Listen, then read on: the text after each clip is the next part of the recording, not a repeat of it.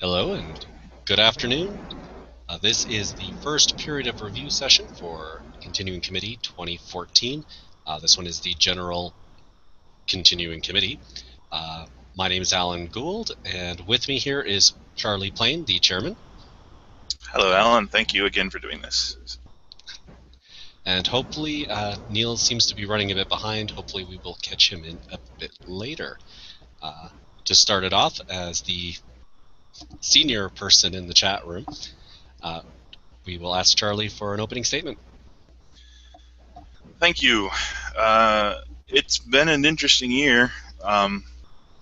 More good than bad, which I think is always a measure of a success. I definitely think that we didn't progress as far as we would have liked on some of our goals, but we succeeded in other places, and we're all still here. We're all still kicking.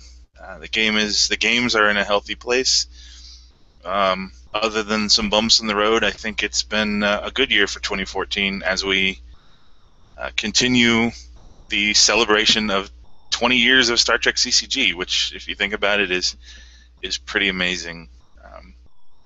I know that you guys have a lot of questions, and there are a lot of criticisms that we want to tackle, and that's fair. But I did want to start out with a really cool announcement. So earlier in the year, I talked to Jeremy Benedict, who is our chief ambassador, about putting together some sort of secret, not necessarily secret, but some sort of donation drive to get something nice for some of the key volunteers. There's a couple people who without their efforts, this organization would not exist.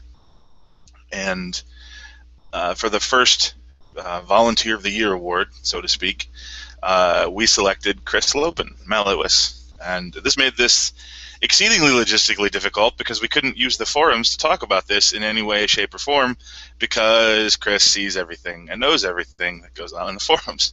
So through a very clandestine effort of our ambassadors, we were able to raise enough money worldwide to pay for the majority of Chris and his wife's Andrea's hotel room for GenCon.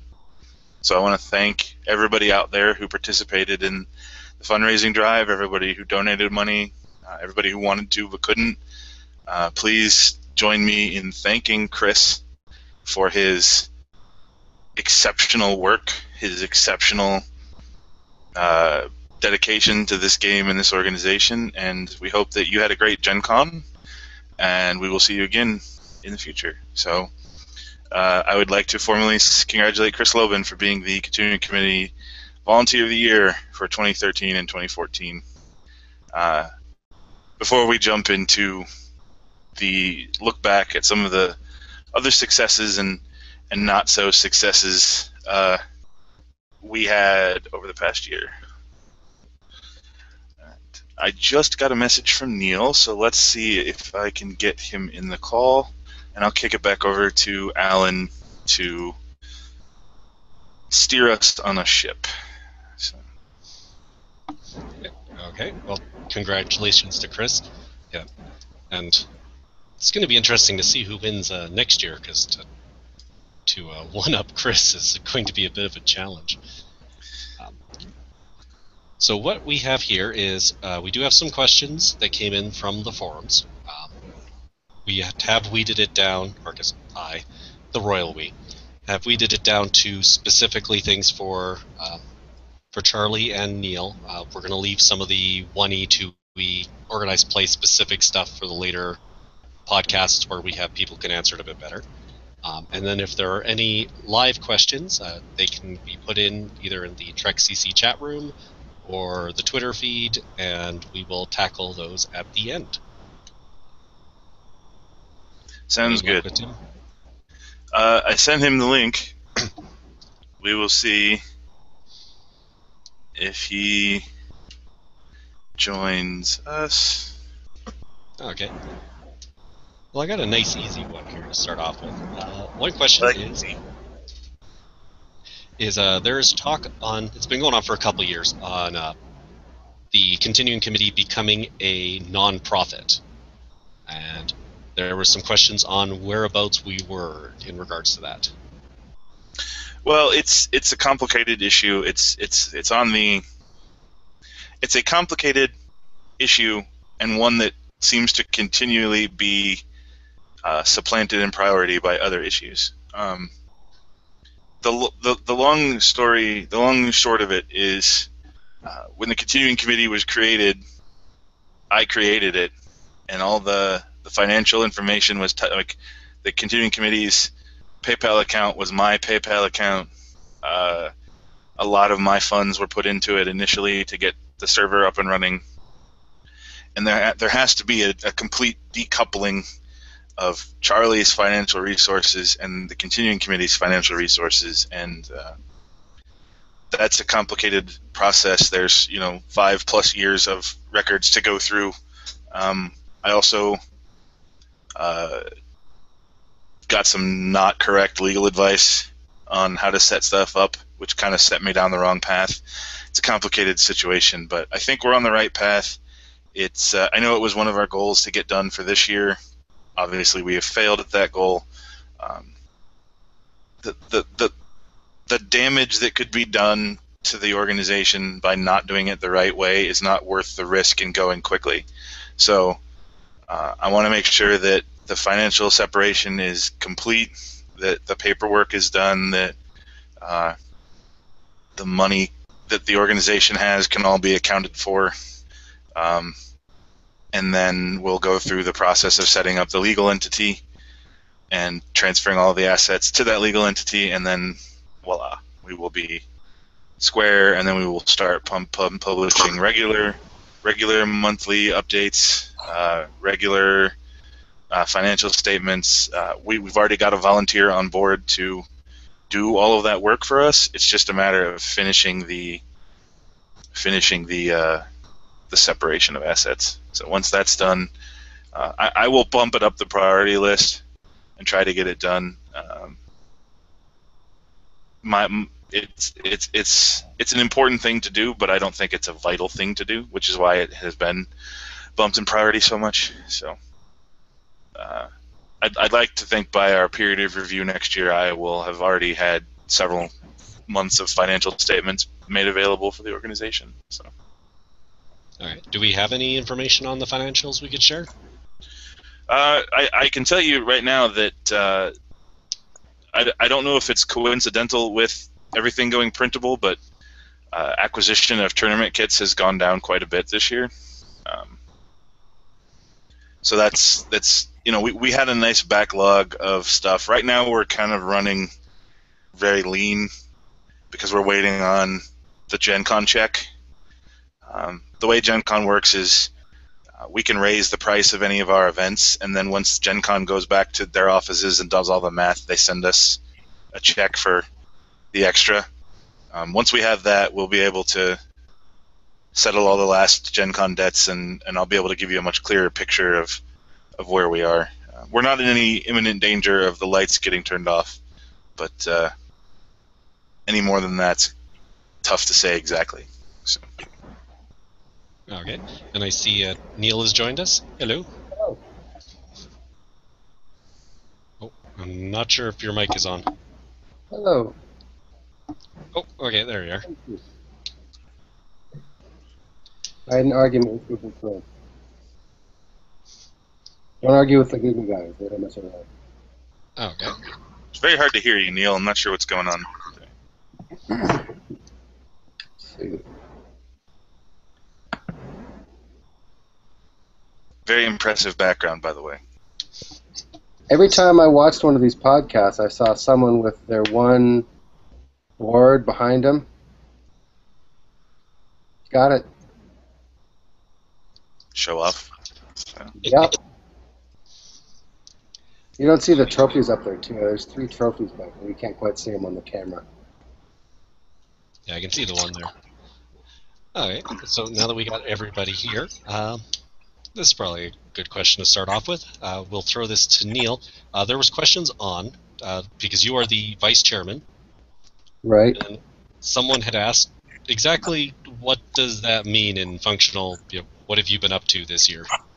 I do a lot of logistics, making phone calls, reserving things, taking care of discrepancies when finances come. That means I pay the bills, and then the CC pays me. All right. Neil's very good at logistics, and he's extremely passionate. And I'll be the first to admit that I don't think I've used Neil as well as I should in terms of offloading projects to him. That's a priority for me in general over 2015, continuing what's been going on through 2014. I'd like Neil to take charge of with whoever ends up being our new North American Continental Coordinator to take charge of GenCon. I know Neil has been working on putting together like a post-GenCon survey so we can ask people who went to GenCon this year, what did you think about this and what did you think about that, so that we can get real data on how to make changes for next year. So the big things that I was up to this year was gathering tournament data, figuring out where our strengths are, figuring out where our weaknesses are, seeing how we can enhance what strengths we do have, and curb weaknesses. It's kind of like building a deck when you're min-maxing. Haha, see what I did there? And a lot of the other stuff I've been doing is trying to push this whole new Masters series just to try to get more high-level play in North America. And that actually proved to be a far bigger challenge than I thought it was going to be. And we're starting them up, and hopefully they're going to be big, huge, excellent events. But it was far more difficult and logistically far more challenging than I honestly thought it could be. But we'll see. They look fun. It's very easy to underestimate the logistics of a global organization. Granted, we're not gigantic, but when you have to coordinate the needs of play groups and representatives from literally all across the world, it always adds quite a bit more difficulty than doing something at a more low level. I mean, the natural question is, why don't you just schedule more tournaments? And the answer is very complicated. Well, why don't we just schedule more big tournaments? And it depends on where you're scheduling them, why you're scheduling them, and what the attitude of the local player base is. And I'm not going to go into the logistics and the details of why we had such a difficult time getting the Masters Series off the ground, but just so people know, getting that running was not just as easy as writing a couple of articles for the front page and securing some venue. There was 10 times more work went into it. So it should end up being a good thing. We'll see how it plays out. Oh, it'll be good. It'll be good. On that note, there was questions on when will we hear about the North American Organized Play Director. I was just talking to Matthias about it this week. I know he was super booked and slammed. I'm waiting to hear back from him on the interviews. We've got 3 candidates that we've selected for interviews. Once I get the windows from Matthias, we will reach out to those candidates, schedule the interviews. I will let the candidates that did not get selected for interviews know. And once we do the interviews, it should be a very quick turnaround, and hopefully that person will be in place and ready to join us for the OP review, which I think is the 21st something, 25th somewhere, 18th, I don't know, later, like 3 weeks. Hopefully they'll be in place by then. If not, it'll just be because of scheduling difficulties and shortly thereafter. And then the plan is, of course, to keep David and this person simultaneously for a while to do the transition, and then have the new person take over shortly into 2015 solo. So Okay. Let's see. Next question here was on. It had been pointed out that between you, Charlie, and Dan, that your guys' names show up on an awful lot of different projects and set designs and whatnot. And there was the concern that do we have too few people doing too much work, and would that should there be more opportunities for volunteers to fill in the gaps?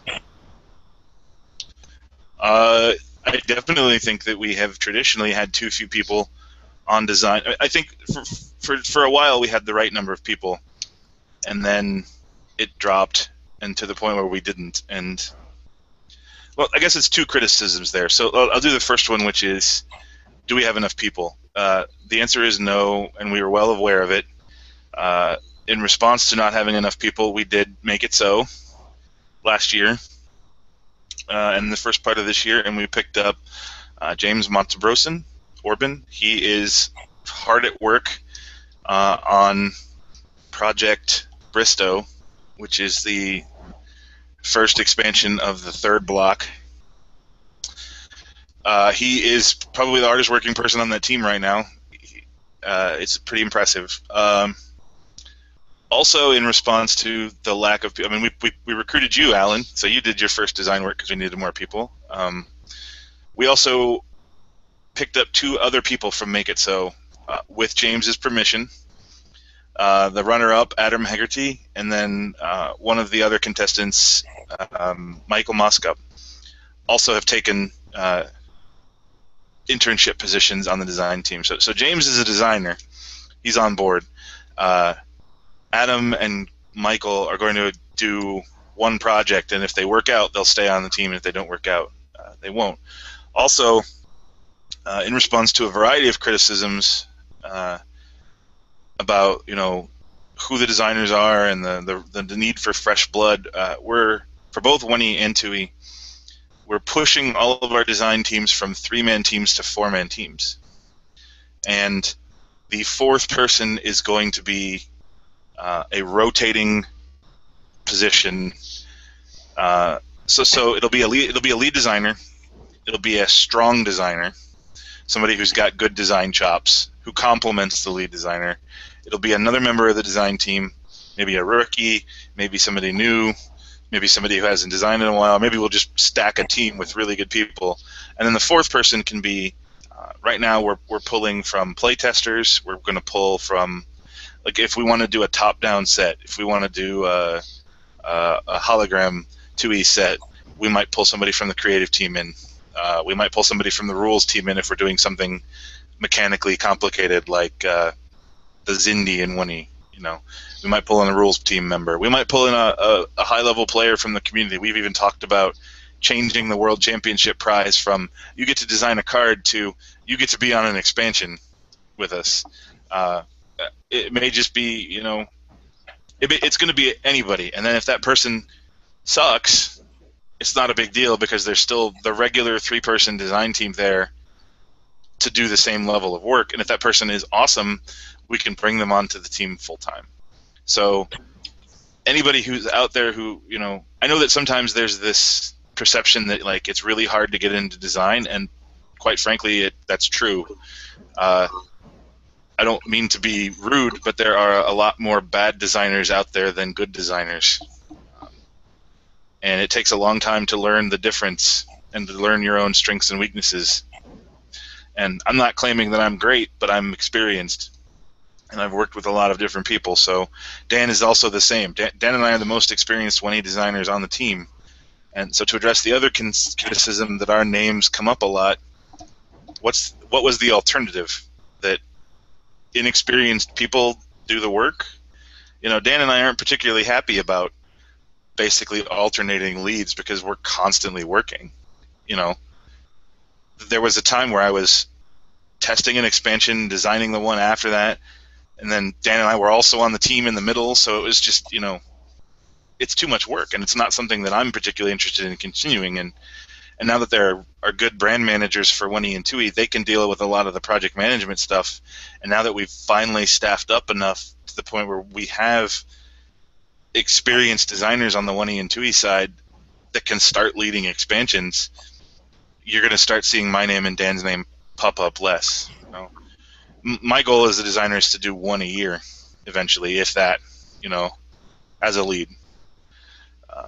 I'll always be available to answer questions. But so long story short, we are bringing in new blood. We are going to constantly be rotating the new blood. One of the other ideas for the I think I implied it but didn't say it, for this fourth slot is a one and done deal. So unless you impress the team and we want to bring you on as a designer full time, you do this and then you're done. It would be somebody else next time and the time after that. So on the 1E side, Corbin Johnson is leading Homefront 6. Thomas Weinberg, Exxon, is going to be leading Project Vaughn, which is the second set of the third block. And we'll be adding more lead designers to the 1E side, to the 2E side shortly. The Phase 2 thing, I felt was very important for me to take the lead of, because it was sort of my baby, and I had to get everybody else on board with it. Now that that's happened, and we've gotten more people that are experienced, you'll start seeing other names leading 2E sets soon too. So I think it's a legitimate criticism, but I don't feel like it was a decision that was made to be like, let's keep everybody out of design because Dan and I really like doing this and we're jerks. It was more of, Dan and I are really the only most experienced people to do this, so we'll just keep doing it. Otherwise, there won't be anything. And then, once we realized that there was legitimate criticism about the number and types of the people we had on design teams, we made changes. So it'll take a while. Like, we work far ahead, so it'll take time for these changes to show up, but they will be coming. Okay. On the topic of volunteers, so there was a question: do we have a rough number on how many playtesters we have?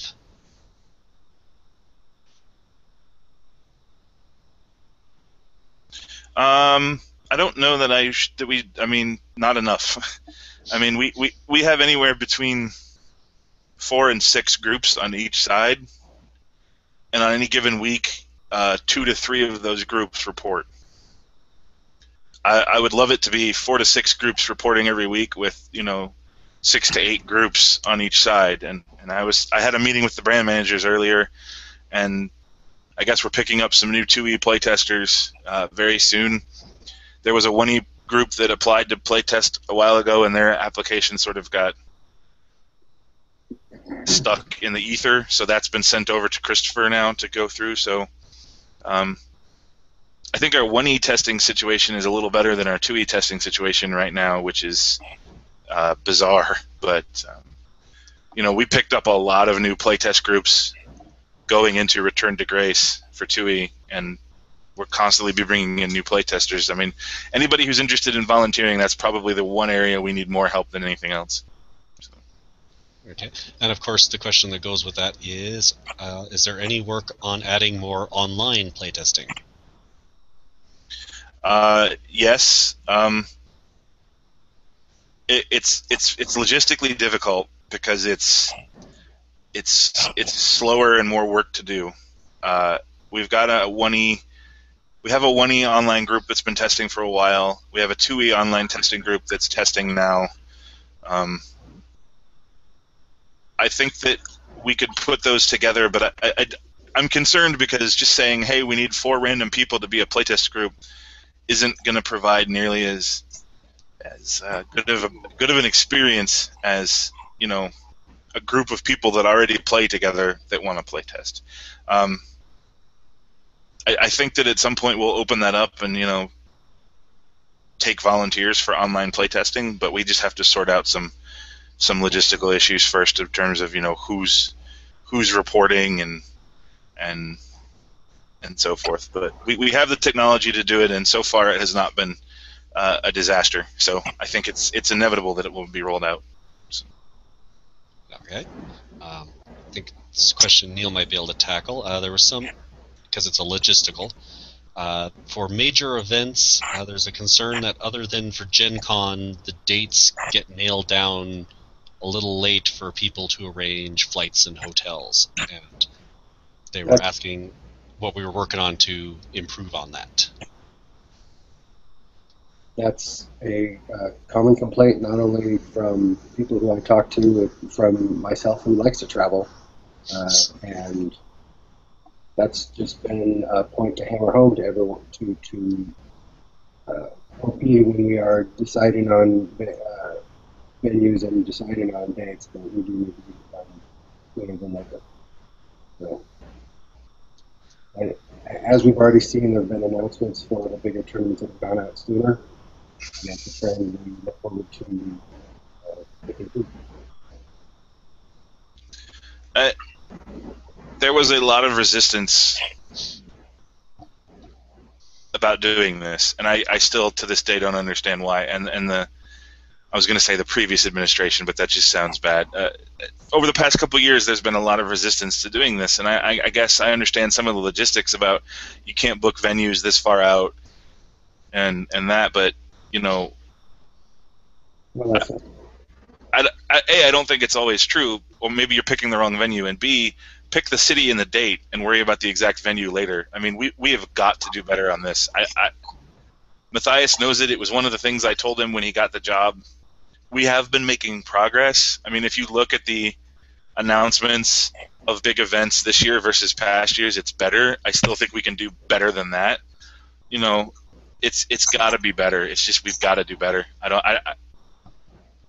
I don't know if there's a problem, and I ask the OP team during their review. Ask them, because maybe they know better than me. If there's a reason why this isn't happening, maybe we have to address that reason. But this is one of our biggest failures, and it's one of our consistent biggest failures, and it drives me crazy. We have to do better. All right. Let's see. Another issue was there was a question regarding shipping of kits. A couple people were commenting that they have multiple kits pending since July, and they're not getting answers from anybody, and we're wondering if there was a delay on shipping or. Well, I spent the better part of yesterday with Dan, catching up. So the way it worked is Dan's wife was expecting going into this year, so we built up a good backlog of kits. And we did that again going into the second half of the year. We're like, let's get as much done as we can, as early as we can, so that we can get through the majority of the year. Dan subsequently got a new job that has severely curtailed the amount of time he has. He did ask me to apologize to everyone who he didn't answer.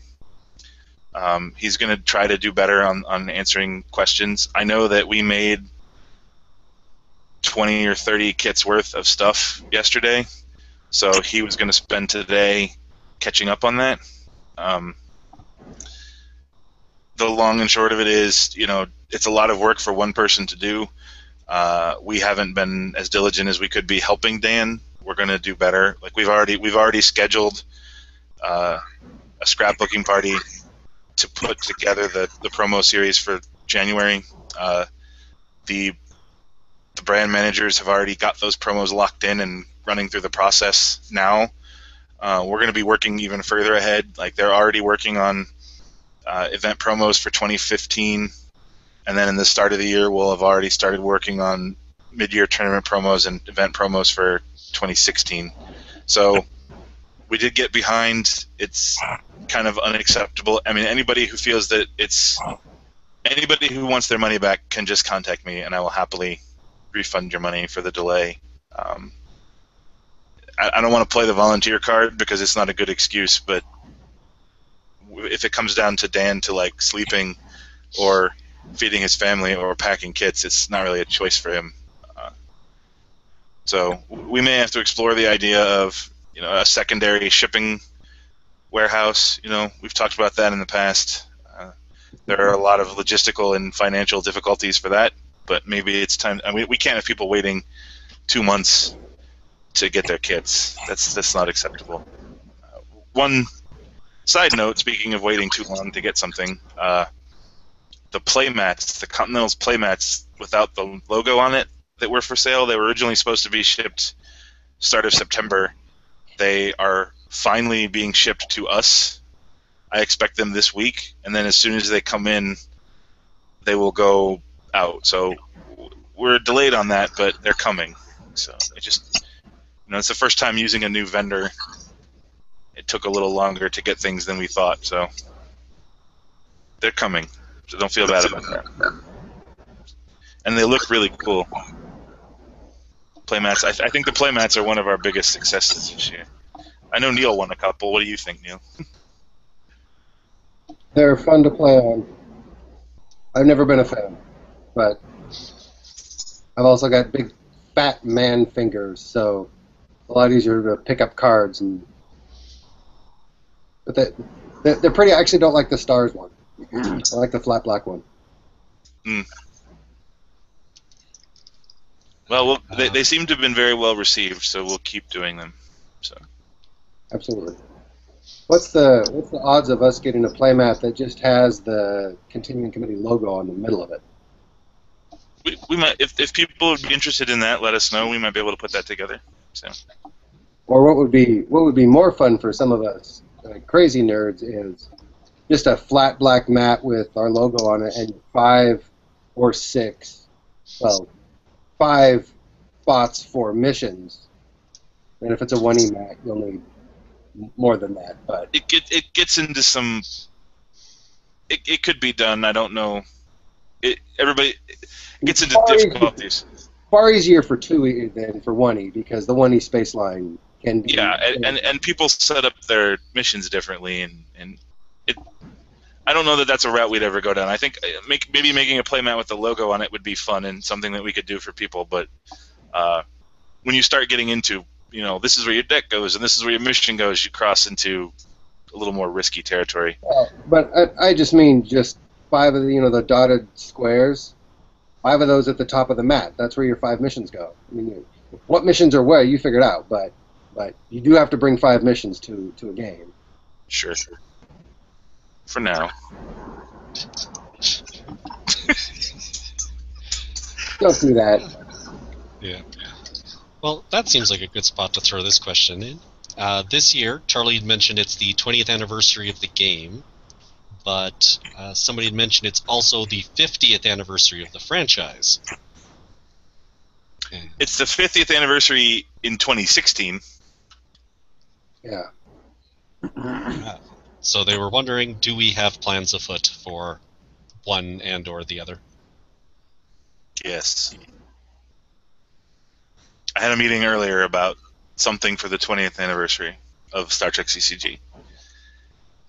But no, we're not going to tell it to you right now. I don't know. I don't want Nick and Christoph to yell at me, but I would go to your calendars and look at the month of November 2014, probably somewhere around the 28th. Maybe something will happen that day. Maybe 2 somethings. That's all I'll say. All right. The other one that came up was it had been mentioned that there were no new achievements this year, and it was particularly on the 2E side they were asking. There was no relativity achievement, and I guess people asked, hey, where's the achievements? And then, again, there was no answer on it. What do you think about achievements, Neil? Oh, they're a lot of fun. It gives all players, high level, mid level, low level, different reasons to play different things and head for different goals. I think there's a lot of achievements, but yeah, there's some basic ones that we probably should get at it. So here's where we are with achievements. The system, when achievements were first discussed and the first set was created, this was before Rogue came on, we never thought that it would be the phenomenon that it's turned into. And one of the side effects of that is, as we added more and more achievements, we eventually put a lot of pressure on what our system could handle. This is a little technical, but every single achievement has to have its own scripting to figure out if every deck makes it. So every night, every achievement that exists in the system has to be run against every deck to see if it qualifies.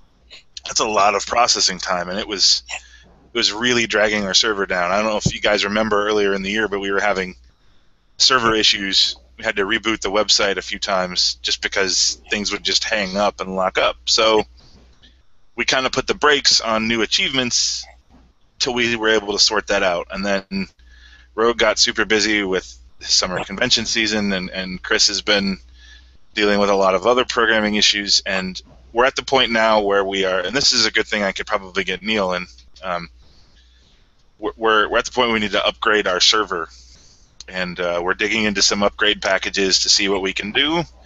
Once we upgrade the server, we'll be able to sort of figure out how far we can further expand, and then we'll be able to introduce new achievements. As for the specific achievements, I can't really address that. I know that in hindsight, there's a lot of kind of bad feeling about the Play 10 achievements because they sort of discourage the behavior we were trying to encourage with achievements. The idea behind achievements was that you'd try lots of different things, and the Play 10s pretty much tell you to do the exact opposite, which is play the same thing over and over again. And I know that's a factor. Right, but the idea with the achievements is that there's many paths you can go down. I mean, yes, you can spec your character different directions. Yeah, and I don't, my personal opinion, not as the chairman, just as a guy, is, everybody else has a Play 10. We should probably give Play 10s to the new stuff just for consistency, to have the title and all that. But one of my big philosophies is if you're going to have volunteers to do a job, you trust them to do the job. And I'm not going to go over Rogue's head and be like, add relativity because I think it would be cool. It's his call, and if he thinks it's bad, then it's his call. People who think it's the wrong decision, please post on the forums and let us know. Be civil and be polite, but hey, I really think it's the wrong decision. We don't have this. I think it's really unfair. I'd really like to see it in the game, and if a lot of people agree, then that's pretty compelling evidence that we should go down that direction. The long story short is, I know Rogue has a lot of really cool ideas for achievements. Once we clear this technical hurdle, they will be returning. I just sent an email to Chris and Rogue earlier in the week, starting up the discussion again to figure out where we can get things moving to. So hopefully soon we'll be able to return to new achievements, and there's some really cool stuff coming down the pipeline with the ideas that Rogue has. So. All right, I've got one here specifically for Neil. Was sent in, and Charlie's talked about it a bit in various forums, but some folks were asking for your take on the 2E Worlds final match. 2E Worlds final match? In what regard? Your game versus Johannes. So. Yeah, I'm aware of which game. What's the question?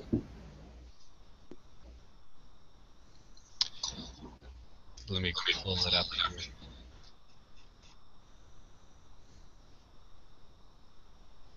I mean, I wrote a big tournament report on that. Johannes wrote 4 pages of a report for his whole GenCon experience.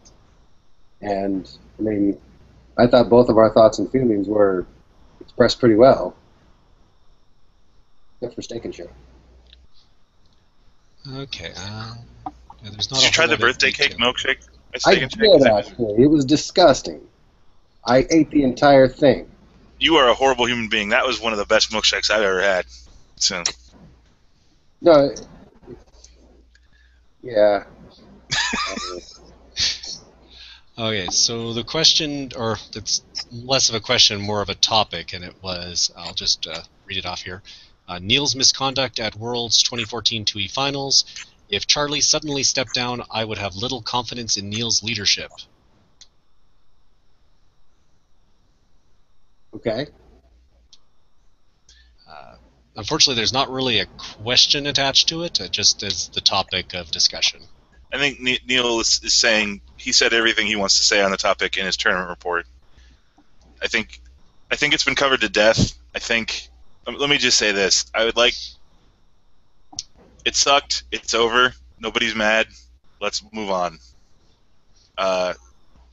When players play Trek for 14 hours in a day, 2 days in a row, they make mistakes. The basic gist of my tournament report is 90% of that, 95% of that game was two friends having a serious but fun game, and at the end of 20 hours of Trek, I probably said something I shouldn't. And I don't think Neil's mistake should be cast too harshly on his ability to manage this organization. If I were to step down or something happened to me, one of the reasons Neil is the vice chairman is because he would be very capable at keeping things running. I also believe he has no interest in keeping things running, and therefore he would be very capable and motivated to find somebody to take on this job, to let him go back to the logistical support job he wants to be in. So I don't think Neil has aspirations to run the organization, but he would make sure that the right person would. That's why Neil's the vice chairman more than anything else. I trust Neil. I respect Neil. He made a mistake. We all make mistakes. I hope that when I make a mistake, I'm forgiven. I hope that when any of you make a mistake, you are forgiven. All the people involved in that match have moved on from it. I think it's fair. It's time for the rest of the community to do so too. All right. Sorry, someone was asking about chair throwing in the chat room. Okay, so this one's a little bit more lighthearted. There was a time last year where both games were working on Bajoran and Cardassians, and Charlie, you said it was a coincidence. And they said, well, news is that both games are working on Dominion right now. Is it still a coincidence? Yeah. I mean, the plan was made a long time ago for DS9 block. I mean, the block plan for DS9 was in place before Phase 2 was anything really more than an idea. I think it's kind of sad that Bajorans aren't bad in 1E, but, you know, Dominion and Bajorans were picked for 2E because they're kind of not great affiliations in terms of Tier 1 play, so we wanted to start with them. So, I mean, it really is kind of a coincidence that the two blocks with such similar themes overlapped. It wasn't planned that way, and you will start to see that Block 3 of 1E and what we have planned for the next 3 sets of Phase 2 are not at all the same. So they move in very different directions. But Nick did keep Doctor Who companion keywords. So projects Amelia, Rory, and Clara are coming to you soon for 2E. Why? We're not Doctor Who. We're Star Trek. That has nothing to do with anything. Why isn't it Project Miranda? Because it's a Miranda-class starship. It'd be a Firefly reference. We'll do that. We'll do Firefly next. So. Hey, one of the last things Jordan and I did before he stepped down was codename the third block for 1E, and it's Alias. So it's Bristow, Vaughn, and Sloan. So. That actually hits the end of our prepared questions. I've got a couple that have been coming up in the chat room, and if any of the folks watching live have extra questions, this would be a really good time. But the two that have come up so far was, would there be another mini period of review to cover the financials when GenCon is done? I think just to cover the, hey, we made money, we lost money. I think we could do that. I think I can probably put together.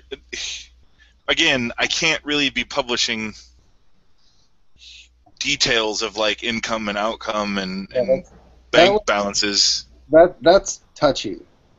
Well, that's the problem is Charlie, the person who has problems with people trying to steal money from me, and the continuing committee they're barely legally distinct right now. And if I go online and say, we've got this much money, and somebody happens to find that, I would be afraid that money would be, the money that belongs to the continuing committee would be unfairly associated with me. And until there is that legal distinction, I don't want to post online, we have this much money, because I'm afraid that would backlash. I'm working on getting my financial situation, my personal financial situation cleared up. That'll help, but I'm leery about posting all of the details until that legal distinction is in place. I'm working on getting that done. It's complicated. Once we get that done, I'm more than happy to post monthly financial statements. Like I said, I already have a volunteer who's willing to do that work once we're separate. You know, I'll see if I can put something together after the GenCon money comes in saying we spent this much approximately, we brought in this much approximately, and let you draw your own conclusions from that. But we're not in any sort of dire straits. We are not as good off as we were last year, but that is mostly because kit sales have been down. And the kit sales are the primary source of income. What Charlie's trying to say is, for all you that are watching, for all you who will watch this later, and for all you who will read the transcript, donate money to the continuing committee if you want to see new cards and more stuff and cooler tournaments and stuff. Give us money! That's the logistics guy. That's a lot of what I do is yell at people. Neil does yell quite well. Give us money. All right, and I will give Neil this last question I have here. I don't think I've seen anything else come up in the chat room. And it was actually worded interestingly. It wasn't, will there be a Chef Riker? It was, should there be a Chef Riker card? You're giving it to me? I'm not design. I don't think there's a Chef Riker card. You're asking me if I'm going to design Chef Riker? No, I already have an idea. No, I think, well, because they weren't even asking for a spoiler. They were just asking for like that philosophical, Sure. Chef Riker, should this exist? Which, see, right now is about the time that I'd be asking who it was, so I could go yell at them. See that one up there? That one made Berlinghoff Rasmussen. And while I very much like that card, nobody uses it. And as soon as it got published, I thought, if I ever got to make a card, what would I do? So this one over here, oh no, sorry, wrong one. This one over here is going to be someone different who I've been thinking about for approximately 5 years. It is not Chef Riker. I like to live in the little denial world where that terrible episode didn't exist. So I don't know what Chef. That terrible. Okay. That's the episode where he's cooking breakfast for everybody, right? Okay. Let me put it this way. We just came out with an entire series of personnel based on an episode where Riker ate mealworms in an outtake. I'll tell you this. That episode was awful. Conspiracy was great. What? That was terrible. I liked it, but it was terrible. So about Enterprise, the last episode, the Enterprise Riker. Yeah, it was kind of bad. If you take that episode in the context of this is the finale of Star Trek on TV, it's okay. If you take it in the context of this is the finale of Enterprise, it's insulting and awful. So right. if you mentally say, okay, the finale of Enterprise is this two-parter before it, that's a really good finale of this show. And then we get a bonus episode that sort of celebrates the end of Star Trek on TV for the time being. It's Sure. much more palatable than saying this is the series finale of Enterprise. Right. I get that, but if I remember correctly, they didn't know they didn't know the show was canceled till like 4 weeks before, didn't they? Nah, they had enough time to write that stinker. Fair enough. But here's my opinion on Chef Riker. I don't see a reason to make Chef Riker. I think if you wanted to capture that particular moment, it would be better served as a non-personnel card. I mean, because in first edition it would be like a Federation personnel with a Starfleet infiltrator icon that didn't actually play in a Starfleet deck. It would just be such a mess to try to make. Wasn't that Riker and Deanna arguing about something about that mission, and so they were looking back on it on the holodeck? Yeah, basically, and it was really so it would be an event of like scan past timeline or something. Yeah, I think if you wanted to capture that storyline, making a card called Chef Riker would be the worst way to do it. I think you do it as a... Or settle bet between friends. Yeah. I mean, that's the equivalent of Riker pulling out his iPhone saying, yeah, I know you don't know what happened back then, but I can actually figure it out. Hold on. Let me look it up. I would not expect to see Chef Riker anytime soon. I'm not going to make Chef Riker, sorry. Let's see. Question about, do we have an ETA on the next Tribbles set? Dan and I were just talking about that yesterday, and we are putting it together very soon for testing to go out in... there will be Tribbles in 2015. So... I saw a question earlier. I wanted to...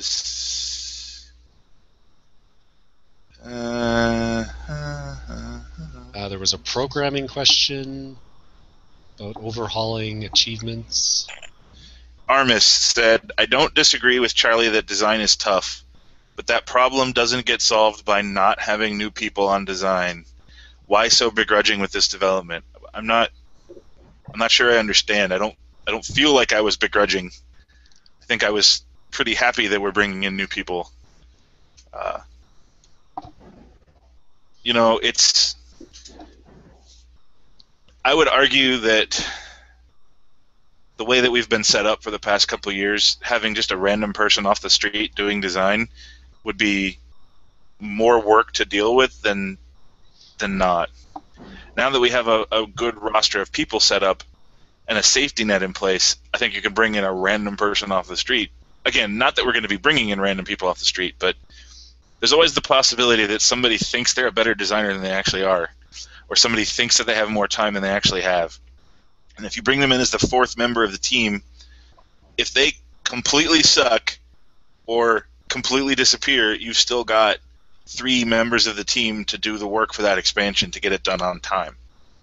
If it was a 2-man team plus a third person and that person vanished, now you've only got 2 people, and experience has shown that two-person teams are a lot harder to deal with. I mean, you had that situation, Alan, where you and Dan you had a third on your team, and something happened and he kind of vanished, and it was harder for you guys to make progress than it was when you had 3 people. I don't know why, but it sort of is. So. Yeah, and I don't have a baseline to compare it to because that was my first go-around. So. I just feel like, having the ability to pull in a 4th person means we'll still be able to produce the same high-quality expansions and bring in the diversity of experiences and opinions without risking our productivity. Well, over the course of the last year and a half, the last few sets, I mean, I've been on the playtest file for about 5 years now. I've seen a lot of new names in the last couple of years.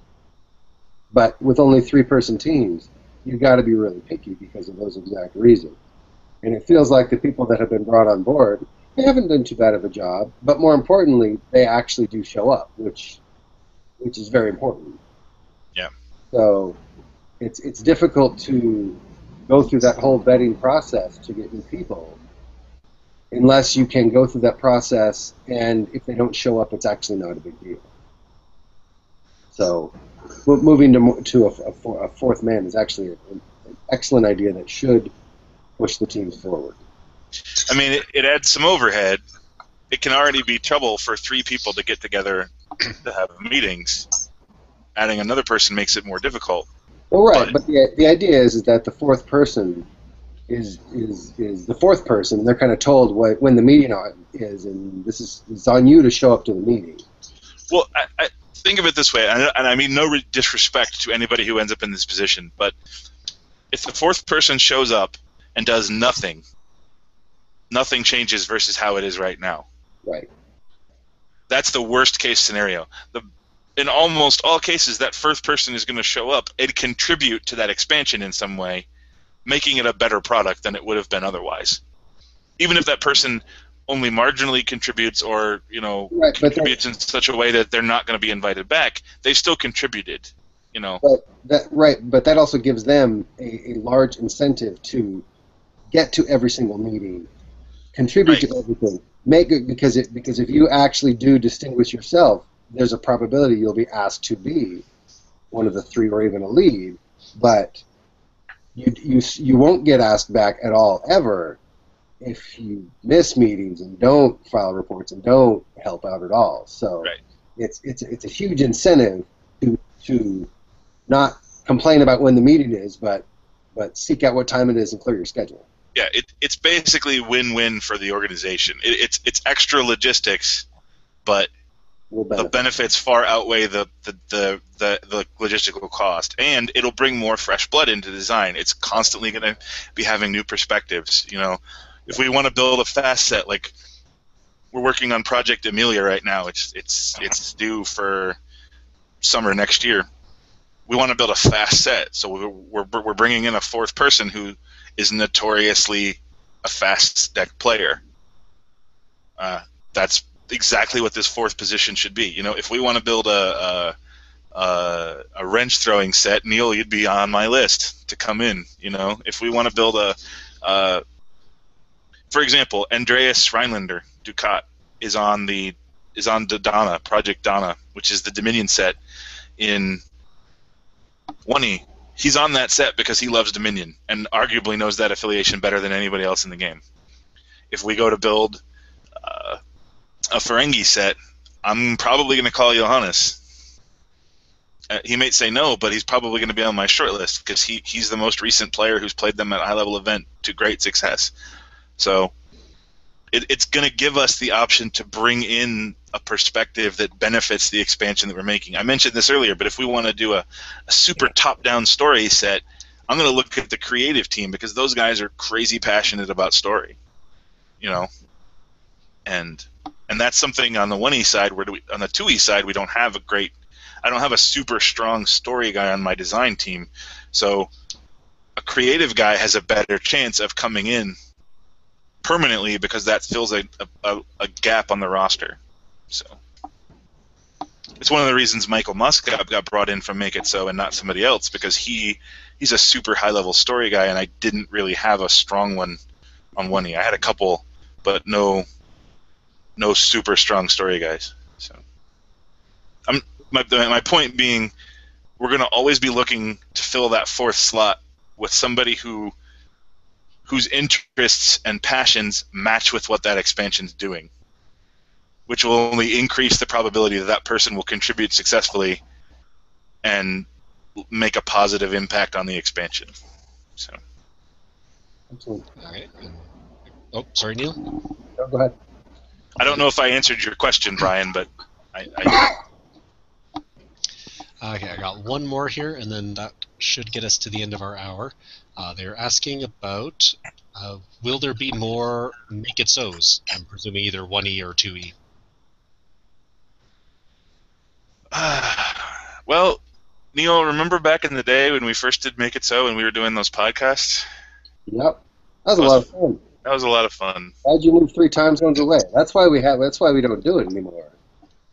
You get home from work, I go to bed. It's hard. We've ended up so far with it. Make It So 1 was won by Keith Morris. He's done 2 expansions. 3, actually. Make It So 2 was won by Mark Morris. He's done 2 expansions. Both of those guys, I suspect you'll see leading an expansion before too long. We just did Make It So 3 for 1E to get James Monstebros in, and he's just started working, but he's already impressed. We're basically 3 for 3, at least 2 for 3. We're 2 for 2 on 2 for 2 on designers who've actually completed their designs being good. The jury's still out on James, but I'm confident that we're basically 3 for 3 on Make It So finding us a good designer. So if we need, if the fourth man program doesn't find us somebody and we find ourselves in that position again, I could see Make It So coming back. That being said, it's a massive amount of work, and it drew a lot of criticism this last time. Even though I thought we did it much more educationally for Make It So 2013 than we did for the previous two. Basically, it's a high success. We generally get a lot out from it. It takes a lot of work. We currently don't need what Make It So gives us. When we need what Make It So gives us, we'll do it again. Assuming that we have the resources to put it together, yes. Assuming we have the resources to put it together. I don't think we've seen the end of Make It So. I'll just say that. I'm not eager to do another one anytime soon, but I suspect it will be back. So. And this one isn't really a question. The chat room's kind of finished this off, but someone was asking about, in the meantime, couldn't we separate the financials, yada, yada, yada. And it pretty much summed up here as, until we get the nonprofit, you having 2 bank accounts doesn't actually change the fact that it's still all in your name. So right. The account has to be in the name of the continuing committee, the organization. Otherwise, it's just another asset that's associated with me. And I've done the research on this because I don't want people to think I'm trying to hide. I'm not. I'm trying to protect the continuing committee. There is a legit risk that if somebody comes after me, they could come after. The risk exists as is, but it's obfuscated enough that it's not easy to find. If I start posting financial statements, even behind a login wall, if somebody gets subpoenaed, like if I get, it's very complicated. It's not going to happen. It's not that bad. It's not like people are beating down my door to come after me. It's just stupid financial decisions when I was young. The point being, once it's squared, we're separate. We need to keep things under wraps. Yeah, once it's squared, I promise you, we will be as open and don't make pie crust forthcoming as possible. But when we can do it, we'll be able to do it. Yeah. Well, and I just wanted to bring it up just so that folks listening to the podcast who missed the chat room would catch that answer of, you can't just open up a second account. It doesn't. Yeah, it's not as simple as moving money. So. And that appears to be the end of the questions. So, Charlie, if you have a closing statement.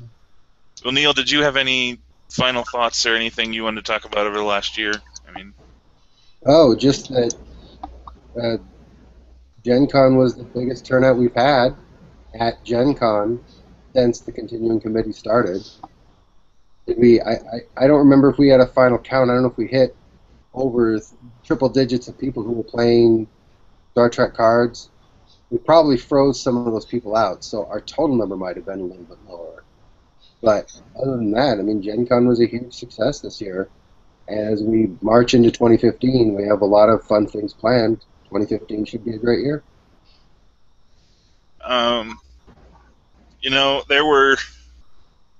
There were some pretty dark moments in the past year.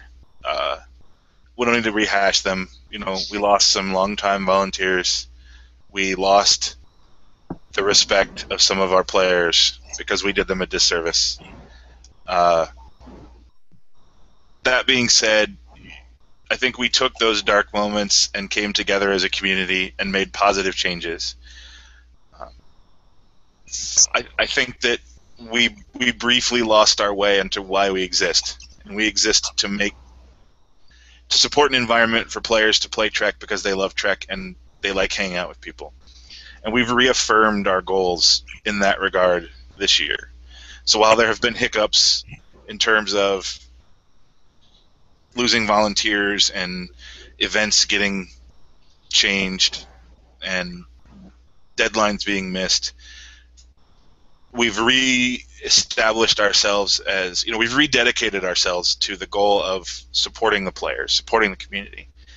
Phase 2 design came out of the desire to address community concerns, to fix some of the flaws that were being identified in 2E, and there are some naysayers out there, but I really think that Return to Grace and Balance of Terror are going to end up doing what we want them to do, and it's still a learning process. By the time that Donna comes out, we'll have learned more from Return to Grace and Balance of Terror, and we'll deliver a better product than we did. I think that we're still figuring out how to push cards, in the right directions, power-wise, and we'll continue to learn that, working within the framework of 2E and the costing chart. 1E side, the block format has been very popular, and we just did it. Corbin just put together a survey to go over it, and we got a lot of really good, surprising data. Where Christoph and his team are currently putting together we promised when we started Block that between Block 2 and Block 3 we would go to the community and get feedback and ultimately let the community decide if this is something we continue or not. And that will be taking place over the next year. We're putting that process together now. I think that in spite of these hiccups in our record and some of the negativity from certain people on the forums, this community is strong and the games are strong, and we have some healing to do, to continue to do, but we're trying to be open. We're trying to be what you want us to be. And these reviews, there was a criticism that the review last year was more back-padding than legitimate criticism, and I took that to heart because I want to congratulate our volunteers and reward our successes, but the whole point is to identify where we need to be better. And I don't know that we did what we set out to do last year. I think we spent a lot. I think, to use a college football term, 2014 was a rebuilding year. We had to deal with some volunteer losses, and we had to deal with some drama, which sucks, but we dealt with it, and we're still here, and the community is still strong, and there are still new people registering for the site, and there are still new people playing in tournaments, and it's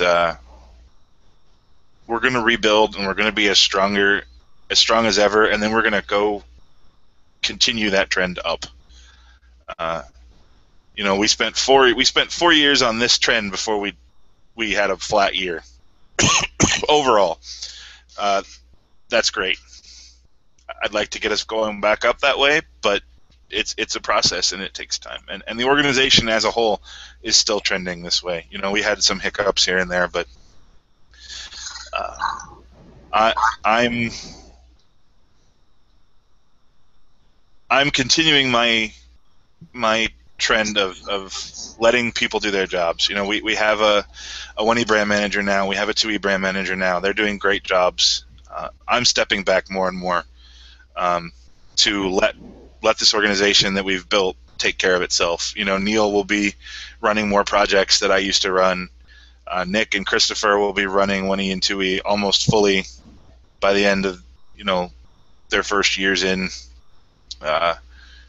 I'm always going to be around. I'm always going to be the chairman as long as this community allows me to be. I'm always going to be the face of the game. I'm always going to be the biggest advocate for you, the players, that I can be, serving at your pleasure. I love this game. I love this community. I love this job.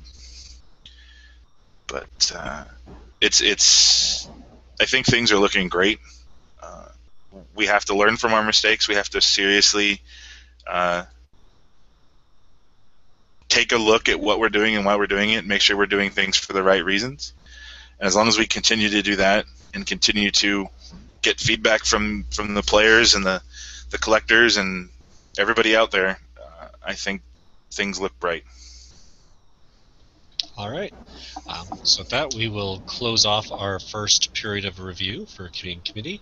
I'd like to thank Charlie and Neil for taking questions, and everyone in the chat room and on the forums for sending them in. The next podcast is for second edition, and that'll be Saturday, October 4th at 6 p.m. Eastern, where you will find Nick Yankovic, Matt Kirk, John Corbett, and Tyler Fultz to take your questions. Thank you for watching. Thank you, Alan. Thank you, Alan.